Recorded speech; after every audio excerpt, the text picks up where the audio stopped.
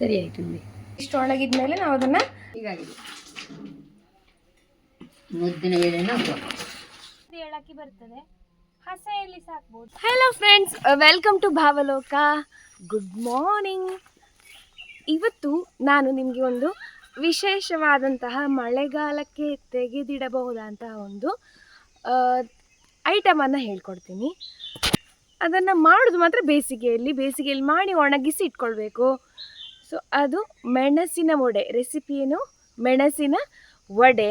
ಅದಕ್ಕೆ ಹಸಿ ಮೆಣಸಿನಕಾಯಿ ಬೇಕು, ಹಾಗೆ ಉದ್ದಿನಬೇಳೆ, ಉಪ್ಪು, ಅಷ್ಟೇ. ಸೊ ಫಸ್ಟ್ ನಾವು ಹಸಿ ಮೆಣಸಿನಕಾಯಿನ ಕೊಯ್ಕೊಂಡು ಹೋಗುವ. Once again welcome to Bhavaloka.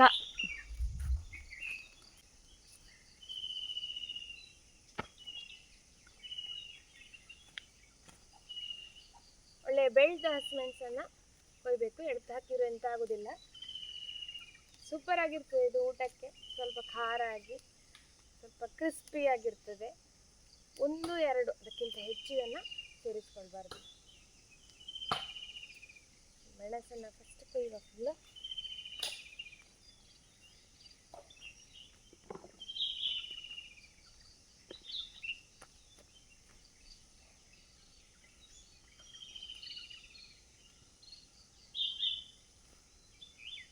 ಈ ಮೆಣಸಷ್ಟು ಖಾರ ಇಲ್ಲ, ನಾನು ಪ್ರೀವಿಯಸ್ ವಿಡಿಯೋದಲ್ಲಿ ಹೇಳಿದ್ದೇನೆ. ಒಳ್ಳೆ ಪರಿಮಳದ ಮೆಣಸು. ಸೊ ಅಂಥ ಮೆಣಸಾದರೆ ಮೆಣಸಿನ ವಡೆಗೆಲ್ಲ ಒಳ್ಳೆಯದು. ತುಂಬ ಖಾರ ಇದ್ದರೆ ಎಲ್ರಿಗೂ ತಿನ್ನಲಿಕ್ಕೆ ಕಷ್ಟ ಆಗ್ತದೆ, ಖಾರ ತಿನ್ನೋರಿಗೆ ಇಷ್ಟ ಆಗ್ತದೆ.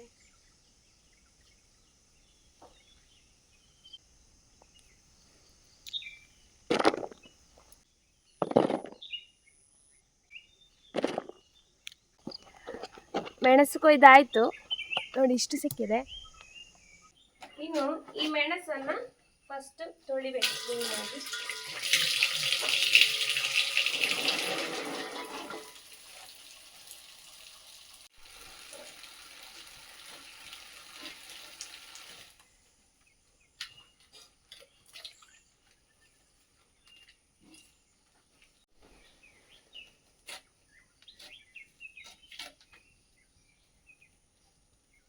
ಎರಡು ಸಲ ತೊಳೆದು ಹೀಗೆ ಕಣ್ಣಿನ ಪಾತ್ರಕ್ಕೆ ನೀರು ಬಂದಿದೆ.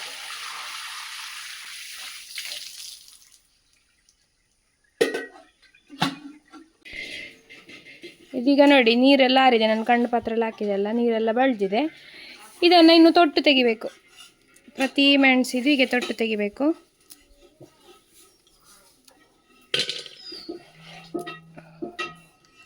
ತೊಟ್ಟು ತೆಗಿಯದೆ ಮಾಡ್ಲಿಕ್ಕೆ ಆಗೋದಿಲ್ಲ. ಹಾಂ, ತೊಟ್ಟು ತೆಗಿಯದೆ ಮಾಡಬಾರ್ದು ಅಂತ ಇಲ್ಲ ಅಂತೆ, ಮಾಡುವ. ತೊಟ್ಟು ಸಹ ಗ್ರೈಂಡ್ ಆಗ್ತದೆ ಅಷ್ಟೇ. ಚಂದ ಆಯ್ತು ನೋಡಿ. ಮೆಣಸಿನ ತೊಟ್ಟು ತೆಗೆದು ಇದನ್ನು ಉದ್ದಿನಷ್ಟಿಗೆ ಸೇರಿಸಿ ಕಲ್ಲಲ್ಲಿ ರುಬ್ಬಬೇಕು. ಇದನ್ನು ಮಿಕ್ಸಿ ಅಥವಾ ಗ್ರೈಂಡ್ರಲ್ಲಿ ಮಾಡಿದರೆ ಒಳ್ಳೆಯದಾಗೋದಿಲ್ಲ. ಕಲ್ಲು ಒಂದ್ಸಲ ತೊಳಿಬೇಕು.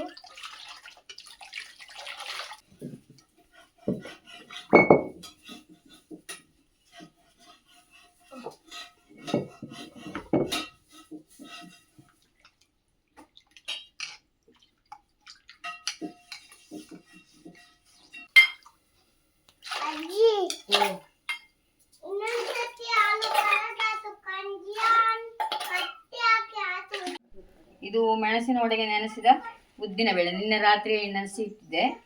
ಈಗ ಚೆನ್ನಾಗಿ ಇದಾಗಿದೆ, ಅದು ಎಂತ ಬೋದಲಿದೆ.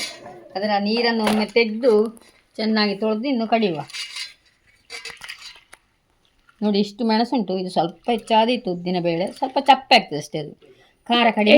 ಎಷ್ಟು ಈಕ್ವಲ್ ಹಾಂ, ಈಕ್ವಲ್ ನಮ್ಮ ಅಂದಾಜಿಗೆ, ಕಣ್ಣಂದಾಜಿ ಈಕ್ವಲ್ ಹಾಕೋದು. ಸ್ವಲ್ಪ ಹೊದಳು ಹಾಕಬೇಕು ಅದಕ್ಕೆ. ಓಕೆ. ಸ್ವಲ್ಪ ಉಪ್ಪು ರುಚಿಗೆ ತಕ್ಕಷ್ಟು. ಇದು ಮೆಣಸಿನ ವಡೆಗೆ ಉದ್ದಿನ ಬೇಳೆಯನ್ನು ತೊಳೆದು ಅದರ ನೀರೆಲ್ಲ ಬಸಿ ಹೋಗಬೇಕು. ಅದಕ್ಕೆ ಕಣ್ಣು ಪಾತ್ರಕ್ಕೆ ಹಾಕಿದೆ ನಾನು. ಈಗ ಹಾಕ್ತಾ ಇದ್ದೇನೆ. ನೀರು ಬಸಿದ ಮೇಲೆ ಕಡಿಬೇಕು ಅದನ್ನು. ನೀರ ಬಸ ಇದ್ದರೆ ಅದು ನೀರಾದರೆ ನಮಗೆ ಅದನ್ನು ವಡೆ ಅಂತ ತಟ್ಟಲಿಕ್ಕೆ ಆಗೋದಿಲ್ಲ. ನೀರು ಹಾಕ್ಲಿಕ್ಕೆ ಇಲ್ವಾ ಹಾಗಾದ್ರೆ? ಇಲ್ಲ, ಅದರಲ್ಲಿ ಮೆಣಸಲ್ಲಿ ನೀರಿನ ಅಂಶ ಇರ್ತದೆ, ಸಾಕಾಗ್ತದೆ. ಸ್ವಲ್ಪ ಇದರಲ್ಲಿ ಇರ್ತದಲ್ಲ ಹೇಗಿದ್ರು ಉದ್ದಿನ ಬೇಳೆಯಲ್ಲಿ. ಡ್ರೈ ಆಗಕ್ಕಿಲ್ಲ ಪೂರ್ತಿ.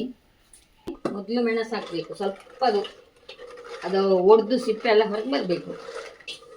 ಆಮೇಲೆ ಉದ್ದಿನಬೇಳೆ ಹಾಕೋದು. ಒಂದು ಅಂದಾಜಿ ನಮಗೆ ಎಷ್ಟು ಬೇಕಾಗ್ತದೆ ಅಂತ ಅಂದಾಜಿಗೆ ಒಂದು ಉಪ್ಪು ಹಾಕೋದು. ಮತ್ತೆ ನೋಡಿಕೊಂಡು ಕಡಿಮೆ ಆದರೆ ಪುನಃ ಸೇರಿಸ್ಬೇಕು. ಸ್ವಲ್ಪ ಉಪ್ಪು ಸ್ವಲ್ಪ ಜಾಸ್ತಿ ಬೇಕಾಗ್ತದೆ, ಖಾರ ಉಂಟಲ್ಲ. ಕಡಿತೇನೆ ಇದನ್ನೀಗ.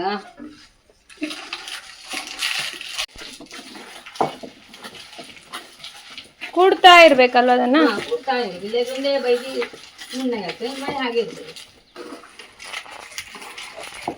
ಖಾರ ತುಂಬ ಕಡಿಮೆ ಆಗೋದಿಲ್ಲ ಅಂತ ಹಾಳೆ ಕಡೆಯಲ್ಲಿ ತಗೊಂಡಿದ್ದೇನೆ. ಇಲ್ಲದಿದ್ರು ಕುಡ್ದು ಹಾಳೆ ಕಡೆಯಲ್ಲ. ಈಗ ಅದು ಖಾರ ವಿಪರೀತ ಹೋಗಿರ್ತದಲ್ಲ ಭಯಂಕರ.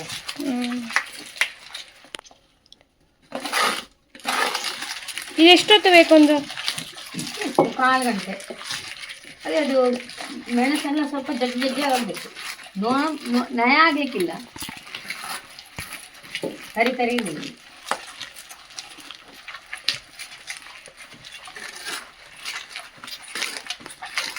ನಮ್ಮದು ಊರ ಮೆಣಸು, ನಮ್ಮ ಮನೆಯಲ್ಲೇ ಅದ ಮೆಣಸು. ಅದಷ್ಟು ಖಾರ ಇರುದಿಲ್ಲ ಅಲ್ಲ? ಖಾರ ಇಲ್ಲ, ಹಾಗೆ ಒಳ್ಳೆ ಟೇಸ್ಟ್ ಆಗ್ತದೆ, ಪರಿಮಳ ಇರ್ತದೆ. ಇಲ್ಲದಿಗೆ ಕಡಿಯುವಾಗ ಅದರ ಹೊಗೆ ಎಲ್ಲ ನಮ್ಮ ಮುಂದುವರಿದಿಲ್ಲ. ಈಗ ಪರಿಮಳ ಬರ್ತದೆ ಖಾರ ಖಾರದ್ದು. ಕಡಿತಾರೆ ಅದನ್ನು ಮೆಣಸಿನ ವಡೆಗೆ. ನಾನು ನಮ್ಮಲ್ಲಿ ಅಷ್ಟೇ ಹೀಗೆ ಇರುತ್ತೆ ನಮಗೆ. ಯಬಾ ಖಾರ ಖಾರ ಬರ್ತಾ ಉಂಟು ಈಗ. ಮೂಯಿಗೆ ಬರ್ತೀವಿ, ಖಾರ ಬರ್ತಾ ಇದೆ ಈಗ ಸ್ಮೆಲ್. ಮೂಯಿಗೆ ಬರ್ತೀವಿ. ನಾನು ಈಗ ಮೆಣಸಿನ ವಡೆ ಮಾಡಲಿಕ್ಕೆ ಅಷ್ಟೇ ಹೇಳಿಕೊಡ್ತೇನೆ. ಅವ್ರು ಚೆನ್ನಾಗಿ ಮಾಡ್ತಾಯಿದ್ರು. ಅದಕ್ಕೆ ಎಲ್ಲ ಉಪ್ಪು ಎಲ್ಲ ಹಾಕಿ ನೋಡಿ ಇಷ್ಟು ಗಜ್ಜೆ ಆಗಿದೆ. ಇನ್ನೊಂದಿಗೆ ಉದ್ದಿನ ಬೇಳೆ ಒಟ್ಟಿಗೆ ಸರಿ ತುಂಬ ನುಣ್ಣಗೆ ಮಾಡಲಿಕ್ಕಿಲ್ಲ, ತರಿ ನೋಡಿ ಹೀಗಾಗಿದೆ. ಉದ್ದಿನ ಬೇಳೆನ ಹಾಕುವ. ಹೆಚ್ಚು ಕಡಿಮೆ ಅದು ಮೆಣಸಿನಷ್ಟೇ ಬೇಕು ಅಂತ ಲೆಕ್ಕ, ಮತ್ತು ನಮ್ಮ ಅಂದಾಜಿಗೆ ನಾವು ಹಾಕೋದು. 2.5 ಕುಟ್ಟೆ ಆಗುವಷ್ಟು ಹಾಕಿದ್ದೇನೆ ಉದ್ದಿನ ಬೇಳೆ. 2.5 ಕುಟ್ಟೆ 2.5 ಗ್ಲಾಸ್ ಆಗ್ಬೋದು. ಅಳಿಲಿಲ್ಲ, ಅಂದಾಜಿಗೆ ಕಣ್ಣಂದಾಜಿಗೆ. ಮತ್ತೆ ಇದಕ್ಕೆ ಸ್ವಲ್ಪ 2 ಮುಷ್ಟಿ ಹೊದಳು ಸೇರಿಸಿ. ಹೊದಳು ಯಾಕೆಂದ್ರೆ ಅದು ಮುದು ಬರಲಿಕ್ಕೆ, ತುಂಬ ಮೃದು ಆಗ್ತದೆ. ನಾವೇದ್ರೆ ಈಗ ಅವಲಕ್ಕಿ ಹಾಕ್ಬೋದು, ನಾವಿಲ್ಲಿ ಹೊದಳು ಉಪಯೋಗಿಸುದು. ಮತ್ತೆ ಅದು ಎಲ್ಲ ಕಡ್ದಾಗ ಸ್ವಲ್ಪ ಟೇಸ್ಟ್ ನೋಡಿ ಖಾರ ಆಗಿ ಜಾಸ್ತಿ ಆಗಿದೆ ಅಂತ ಸ್ವಲ್ಪ ಇದು ಸೇರಿಸ್ಬೇಕು. ಉದ್ದಿನ ಬೇಳೆ ಉಪ್ಪು ಕಡಿಮೆ ಆದ್ರೆ ಈಗಲೇ ಹೊದಳು ಹಾಕೋದಾ? ಮತ್ತೆ ಅಲ್ಲ, ಸ್ವಲ್ಪ ಮತ್ತೆ ಅದು ಬೇಗ ಸಣ್ಣ ಆಗ್ತದಲ್ಲ, ಈ ಕಡಿತ ಸ್ವಲ್ಪ ಇದಾಗಲ್ಲ.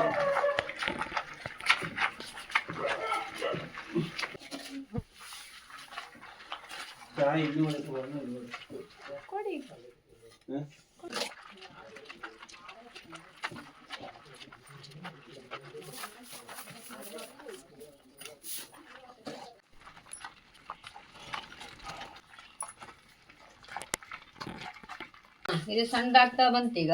ಇನ್ನು ತೆಗಿಲಿಕ್ಕೆ ಆಗುವಾಗ ಸ್ವಲ್ಪ ಹೊದಳು ಹಾಕ್ಬೇಕು, 2 ಮುಷ್ಟಿ, ಜಾಸ್ತಿ ಬೇಡ, ನಮ್ಮ ಅಂದಾಜಿಗೆ ಹಾಕುದು.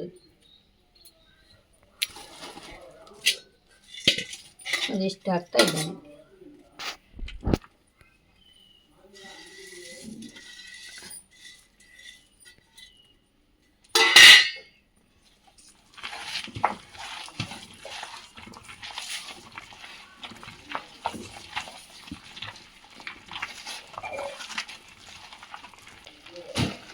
ನೀರು ಅದನ್ನು ಬಸಿದೇ ಹಾಕಬೇಕು. ಅದು ಸ್ವಲ್ಪ ನೀರು, ಮತ್ತೆ ಅದು ನಮಗೆ ಅದನ್ನು ಎರಿಲಿಕ್ಕೆ ಬರುವುದಿಲ್ಲ, ಎರಿಯುವುದಲ್ಲ, ಚಮಚದಲ್ಲಿ ಹಾಸ್ಲಿಕ್ಕೆ. ಹಾಕ್ಬೇಕು.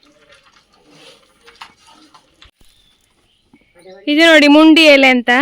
ನಾವು ಇದರಲ್ಲಿ ಈಗ ಸಂಡಿಗೆಯನ್ನು ಎರಿಯೋದು ಒಣಗಲಿಕ್ಕೆ ಹಾಕ್ಲಿಕ್ಕೆ, ಪ್ಲಾಸ್ಟಿಕಲ್ಲಿ ಅಲ್ಲ. ಇದರಲ್ಲಿ ಅದು ಒಣಗಿದಾಗ ಎಳಕ್ಕೆ ಬರ್ತದೆ.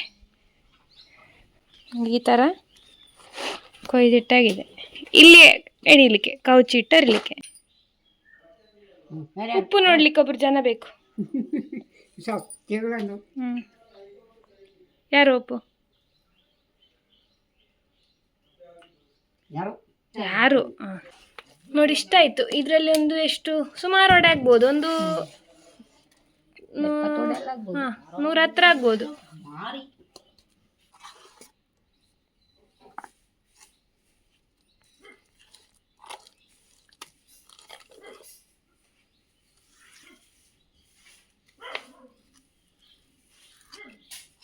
ಒರೆಸ್ಬೇಕು.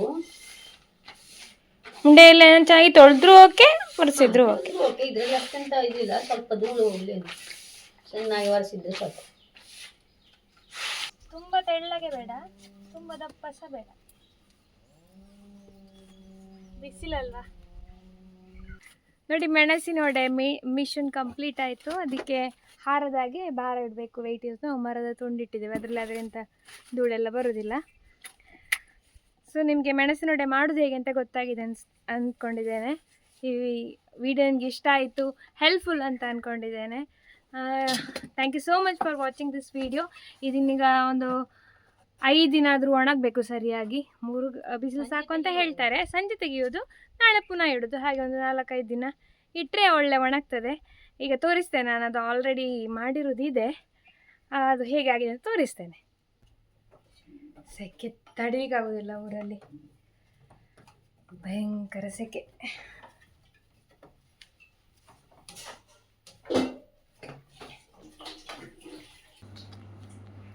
ಇದು ಇಷ್ಟು ಒಣಗ್ತದೆ. ಇಷ್ಟು ಒಣಗಿದ ಮೇಲೆ ನಾವು ಅದನ್ನು ಪ್ಯಾಕ್ ಮಾಡಿ ಇಡ್ಬೋದು ಚಂದ. 1 ವರ್ಷಕ್ಕೆ ಎಂತ ಆಗೋದಿಲ್ಲ.